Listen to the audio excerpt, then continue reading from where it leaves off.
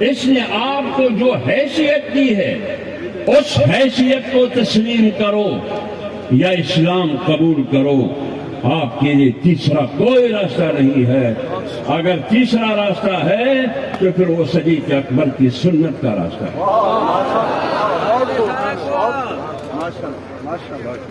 یہ مسلمان کی زبان ہے. یہ کس کی زبان ہے؟ یہ مسلمان کی زبان ہے. اور یہ اس مسلمان کی زبان ہے جو ختم نبوت کے عقیدے کے لیے پروانے کی طرح اپنے آپ کو قربان کرنے کے لیے تیار ہوں. اور یہ ایک پٹھان کی زبان ہے. نہ آپ کو چھوڑیں گے نہ آپ کی نسل کو چھوڑیں گے. نعرہ تکبیر! نعرہ تکبیر! تاج و تخت ختم نبوت للکار ہے، للکار ہے، للکار ہے، للکار ہے. نعرہ تکبیر!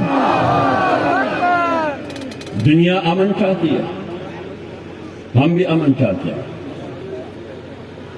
ملک میں حکمران امن چاہتے ہیں، ہم بھی امن چاہتے ہیں. کیوں؟ آج مجھے امن کا درس دے رہے ہیں.